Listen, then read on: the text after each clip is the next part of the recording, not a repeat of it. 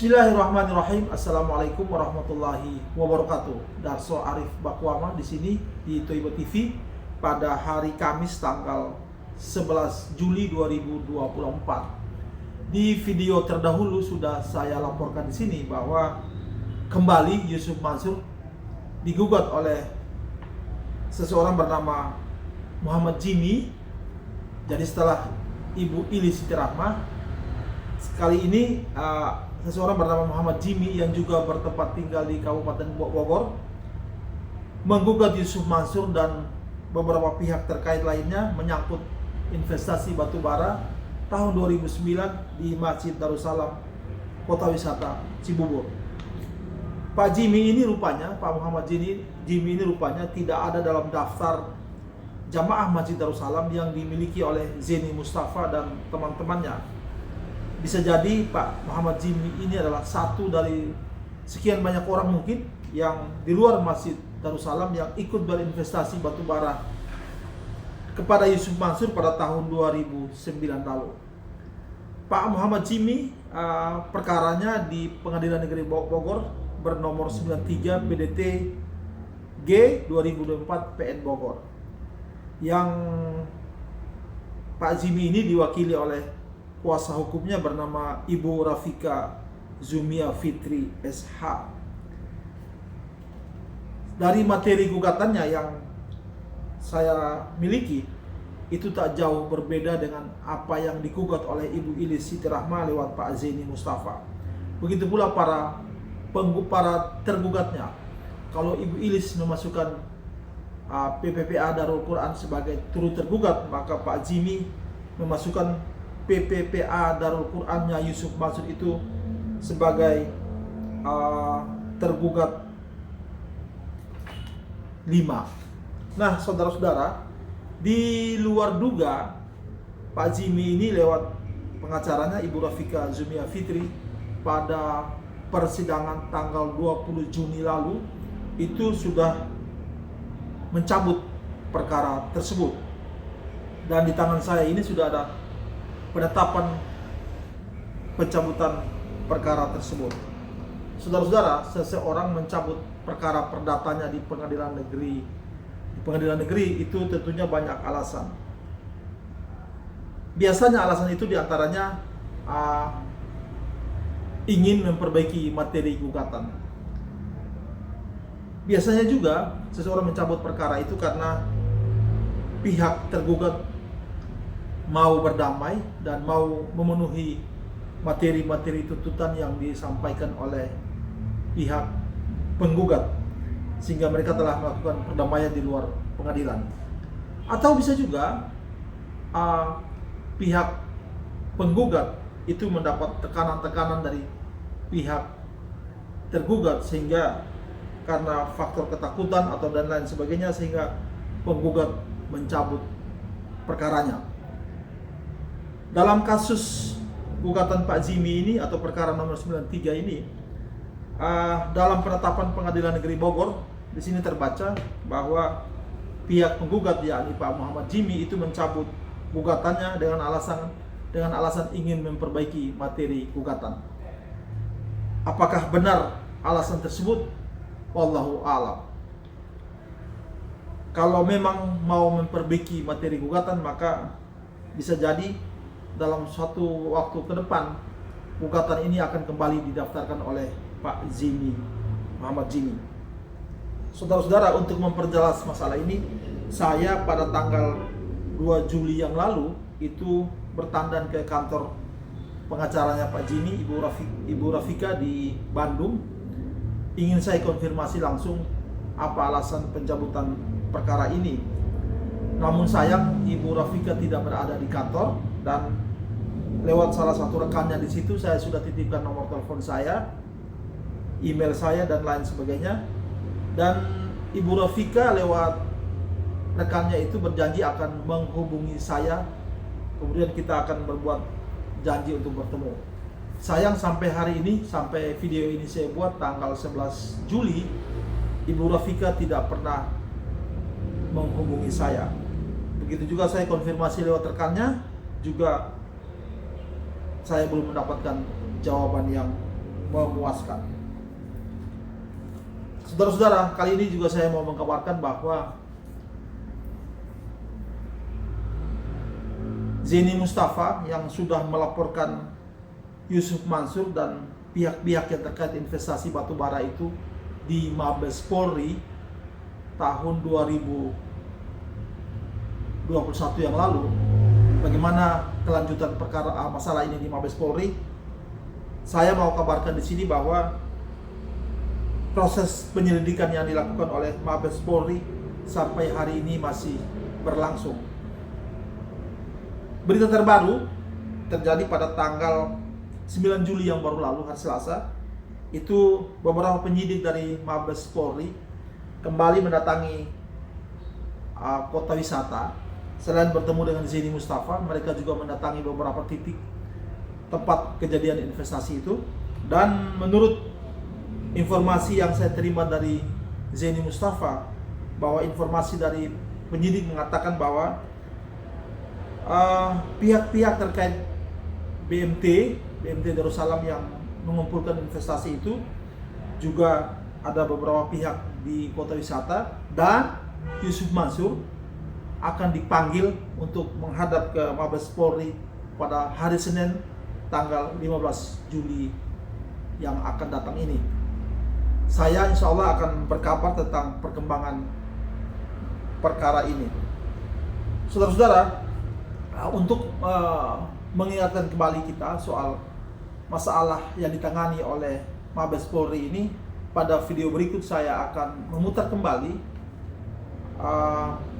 perbincangan saya dengan Zeni Mustafa terkait masalah yang ditangani oleh Mabes Polri ini. Video ini saya rekam pada tahun 2021 yang lalu. Saudara-saudara, jadi sudah lebih dari 2 tahun kasus investasi batubara ini ditangani oleh Bareskrim Mabes Polri. Dari sini dapat kita ambil pelajaran bahwa Mabes Polri saja yang memiliki begitu banyak kewenangan dan yang di backup dengan sejumlah regulasi yang sah dan legal untuk melakukan penyelidikan soal investasi batubaranya Yusuf Mansur ini. Mabes Polri juga memiliki job description dan personal yang lengkap, juga terlatih. Mabes Polri juga memiliki anggota, anggaran, dan teknologi yang cukup untuk melakukan penyelidikan ini.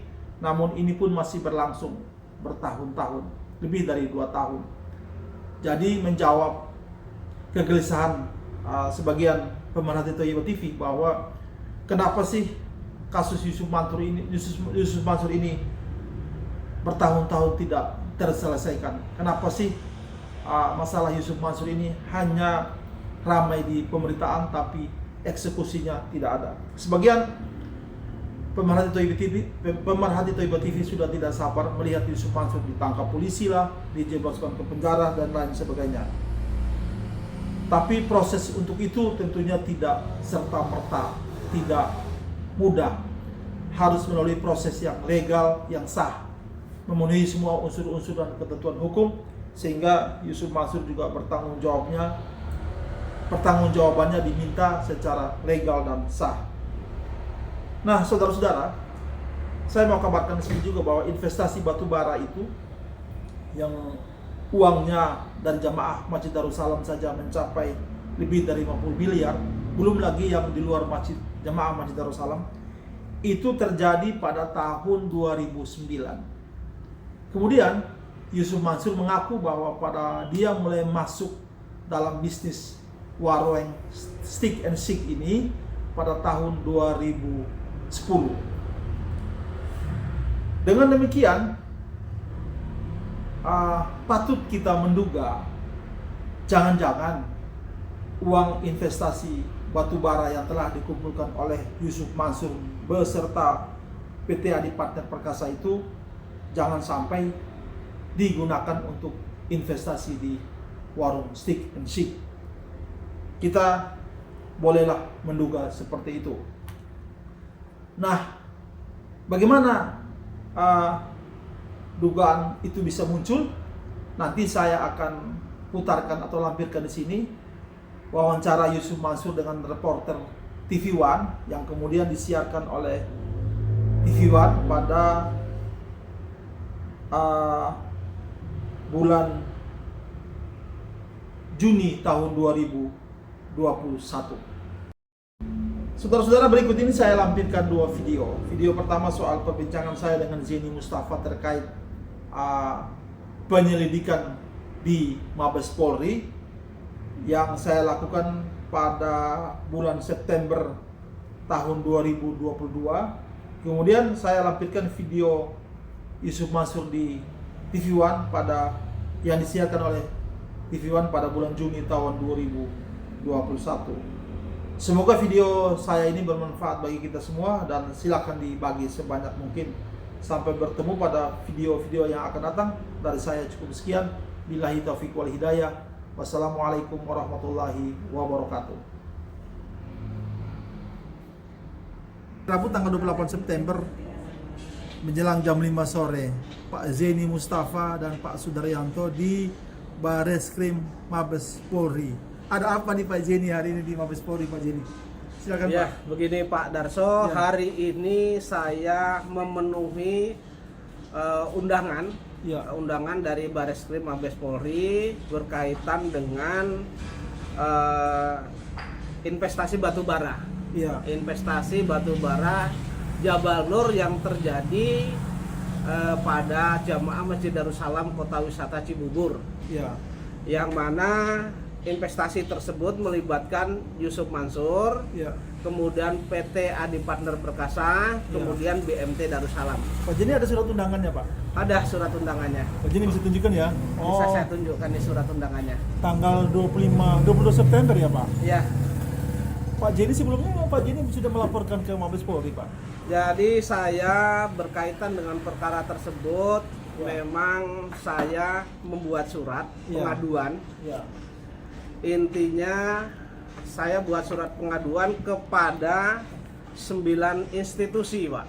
Pak Zeni menyurati 9 institusi. Sebentar Pak, surat itu Pak Zeni bikin setelah Pak Zeni layangkan gugatan di Jakarta Selatan atau setelah saya layangkan gugatan di Jakarta Selatan? Setelah jadi gugatan di Jakarta Selatan itu kan saya ajukan itu pada tanggal 12 Januari, Pak. Kemudian surat ini saya buat itu pada tanggal 1 Maret, Pak. Jadi saya kirim ke 9 surat ini memang saya tujukan kepada 19 institusi. 19, Pak. 9 institusi. Yang pertama ke Menteri Hukum dan HAM RI. Yang kedua Menteri Koperasi dan UKM RI. Ketiga Menteri Keuangan RI. Kemudian keempat Gubernur Bank Indonesia. Kemudian kelima Dewan Komisi OJK, Pak. Komisioner Dewan Komisioner OJK. Kemudian 6 ke Kepala Pusat PPATK. Kemudian ke 7 itu Kapolri, Pak. 7-nya Kapolri. Kemudian 8-nya Jaksa Agung, terus kemudian ke-9 Ketua KPK RI. Pak Zeni mengadu soal investasi itu, Pak. Berkaitan dengan investasi yang digalang oleh Yusuf Mansur melalui BMT Darussalam Madani. Dan hari ini di Mabes Polri berawal dari surat pengaduan Pak Zeni. Berawal dari surat pengaduan saya. Pak, ini jadi laporan polisi atau apa sih, Pak? Sehingga Pak jadi ini memberikan informasi. Iya. Jadi informasi yang kami alami kami informasikan kepada Mabes Polri. Itu dasar Mabes Polri memanggil. Hari ini Pak Zeni diperiksa oleh penyidik. Di tim diminta di interview berkaitan dengan investasi batubara itu yang sebenarnya bagaimana. Sudah saya ceritakan dari kronologisnya dari A sampai Z. Jadi peran masing-masing saya ceritakan. Yusuf Mansur perannya apa, kemudian Direktur Adi Partner Perkasa perannya apa, BMT perannya apa, itu saya ceritakan dari A sampai Z. Hari ini yang periksa Bareskrim Polri bagian apa, Pak? Bagian tindak pidana ekonomi khusus. Jadi statusnya apa? Penyelidikan atau penyidikan atau apa? Statusnya adalah penyelidikan. Mudah-mudahan nanti setelah diperiksa semua, dokumen lengkap semua, kan ini memang harus banyak yang diperiksa. Mudah-mudahan bisa ditingkatkan. Dan saya acungkan jempol kepada Mabes Polri, kemudian kepada Bareskrim, Mabes Polri, saya ucapkan jempol dengan menindaklanjuti surat saya ini. Artinya mengapresiasi pengaduan dari masyarakat begitu. Kita akan hadirkan terlebih dahulu informasi mengenai bisnis Ustadz Yusuf Mansur dalam bentuk grafis yang kami hadirkan kepada Anda.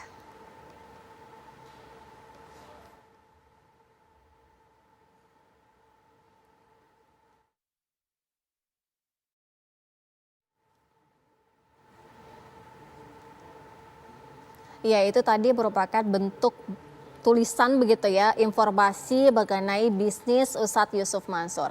Ustadz, gimana tadi Ustadz mengatakan 100 hingga 200 juta rupiah per hari untuk membayar pajak. Artinya itu kan nilainya sangat besar. Besar, pendapatannya? Selalu omset ya kaliin 10 aja. Kan itu kan pajak resto, nggak ada yang aneh. Semua pemain resto pasti paham, itu pajak resto. Misalkan di omsetnya 100 juta, pajaknya 10 juta. Udah itu untuk di bisnis? Di bisnis kuliner, itu udah otomatis tuh.